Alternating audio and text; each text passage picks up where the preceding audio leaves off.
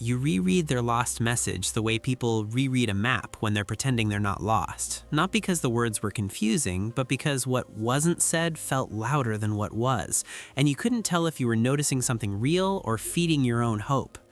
That tension in your chest when they walk into the room, the sudden awareness of your hands, your posture, your timing, your subconscious caught a signal and your conscious mind is still trying to get permission to believe it. Most attraction doesn't announce itself. It hides behind politeness, behind being normal, behind the fear of looking foolish. So your brain tries to solve it like a problem. It scans, analyzes, and overthinks. And if you've been tired lately, it gets harder because fatigue turns you into an unreliable narrator who can't tell the difference between intuition and anxiety. You start replaying micro moments. A glance, a laugh, a pause, running simulations at night until numbness creeps in. Not sadness, just less feeling, like watching your social life through glass.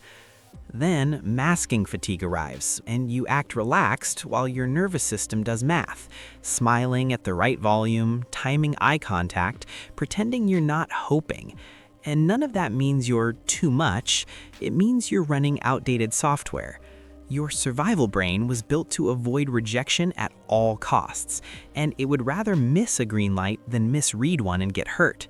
So the enemy isn't you, it's the automatic programming underneath you, biases that filter what you see, conditioned responses that make you play it safe, and the part of you that confuses uncertainty with danger.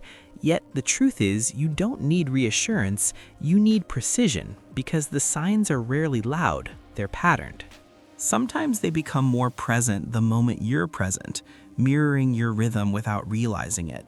Not in a robotic way, but in a human way. Their body turns toward you even when the conversation doesn't. Their feet point at you before their words do, and they keep themselves within your orbit like gravity is quietly pulling. They find reasons to be near you that sound practical, asking a small question they could have answered alone, lingering a second longer when the moment is over, choosing the seat that makes eye contact possible. They remember details you didn't advertise, not headline facts everyone knows, but small ones, how you take your coffee, what you said you were nervous about, the name you mentioned once and assumed they'd forget. They create micro doors for you to walk through, a joke that only works if you respond, a pause that invites you to continue, a topic that circles back to you as if they're checking whether you'll step closer. And watch what happens when you give attention to someone else, not as a game, but naturally.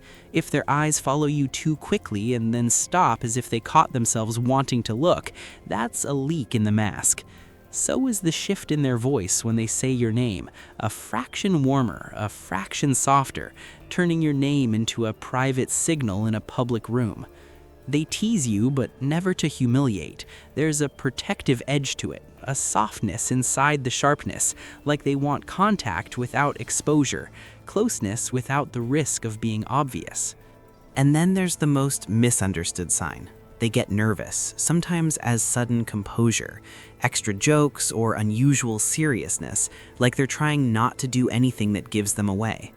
Liking you turns them into a risk manager because they're not just interacting, they're protecting something. Dignity, hope, possibility. Here's the pivot most people miss. The goal isn't to collect signs until you feel safe enough to act, because your brain can always demand one more sign, one more confirmation, one more guarantee, and that's how people stay stuck in almost. But your brain has a back door, and this is the psychology of the 1%, not money, not status, perception.